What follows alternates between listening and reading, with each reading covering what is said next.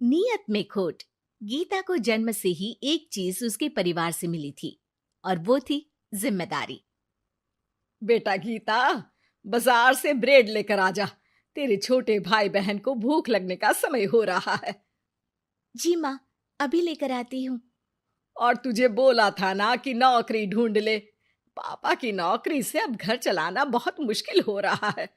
तेरे और भी 3 भाई बहन है बेटा। माँ, मैं गई तो थी एक फैक्ट्री में, लेकिन उन लोगों ने कहा कि मेरी उम्र कम है। ओहो, तो किसी और दुकान में देख ले या फिर कपड़े सिल लिया कर। लेकिन अब बेटा। हाँ माँ, मैं तुझे समझ सकती हूँ। मैं कल फिर जाऊंगी।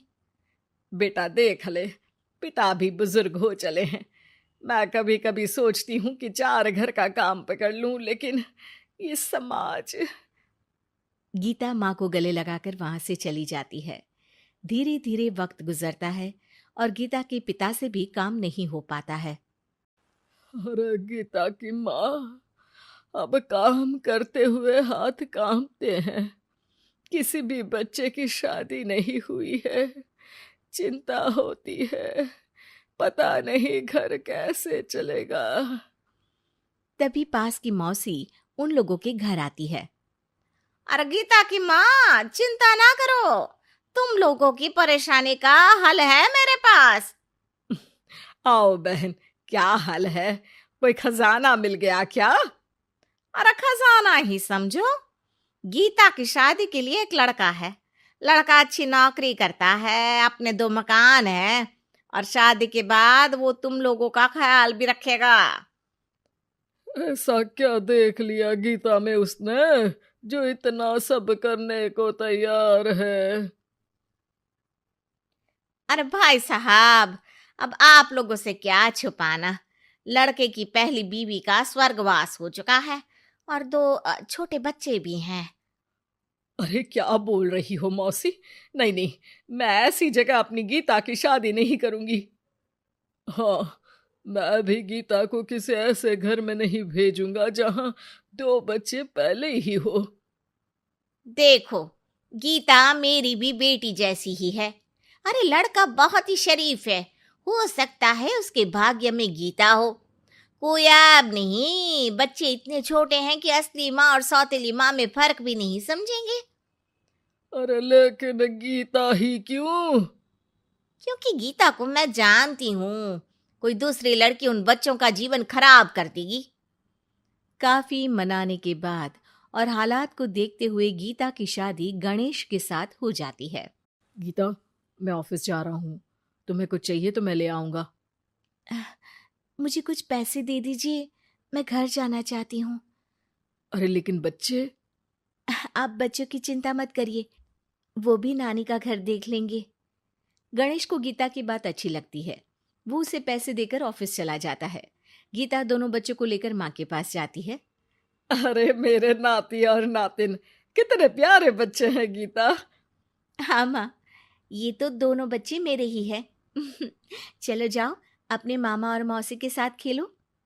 फिर क्या था, गणेश के बच्चों को ननिहाल और गीता को अपने घर को पालने के लिए गणेश का सहारा मिल जाता है। माँ, ये पैसे ले ले, इनसे तू घर की टूटी छत बनवा लेना और राशन डाल लेना। और हाँ, मैं ना ये कपड़े भाई बहनों के लिए लाई हूँ। धीरे धीरे गीता का घर भी संवरने लगता है। वो अपने ससुराल में भी अच्छे से रहती है और फिर गीता को एक बेटा होता है।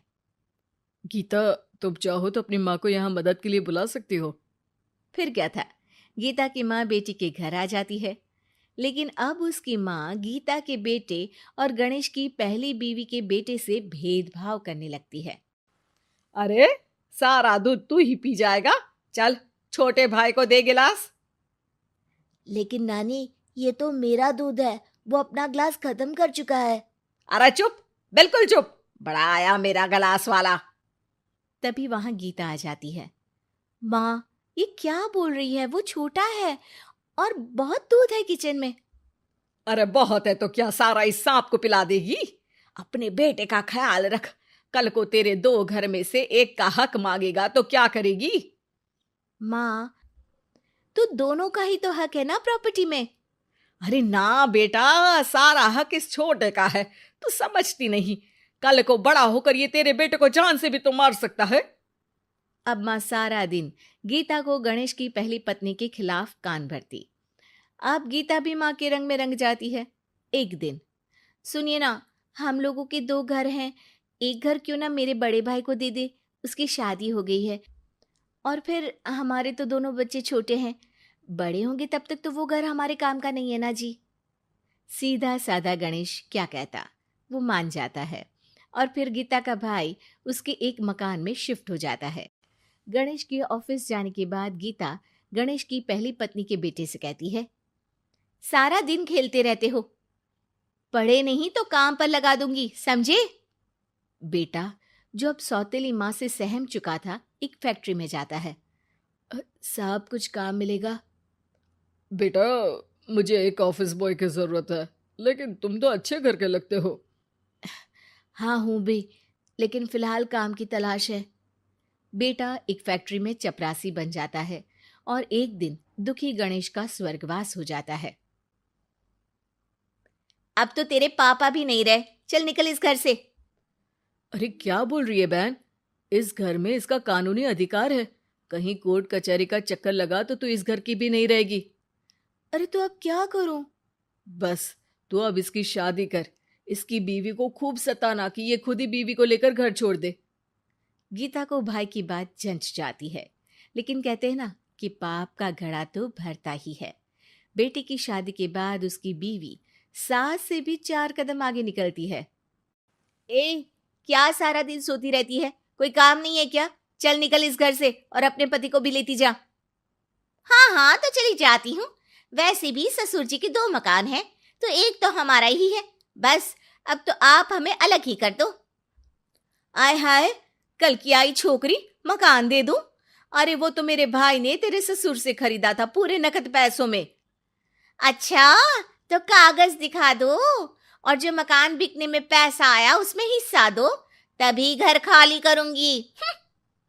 सास का पारा 7वें आसमान में चढ़ जाता है, लेकिन करती भी तो क्या, ना तो उसके पास कागज थे और ना ही पैसे। और हाँ सासू माँ, वो मेरी शादी में जो भर भर के जेवर पहने थे ना आपने, वो भी इनकी असली माँ के हैं, उन जेवर पर भी मेरा अधिकार है। देखा था मैंने अपनी पहली सास के फोटो में वो गहने पहने हुई, कितनी सुंदर थी वो, कितना जच रहा था उन पर ये सब। सास तो बहू की बात सुनकर दंग रह जाती है। हे भगवान, ये तो बहुत ही तेज है, इससे पंगा लूंगी तो ना घर की रहूंगी ना गहनों की, और पैसे भी हाथ से चले गए। अब क्या था, गीता को सालों बाद उसका तोड़ मिल जाता है। अब घर में सुख शांति हो जाती है।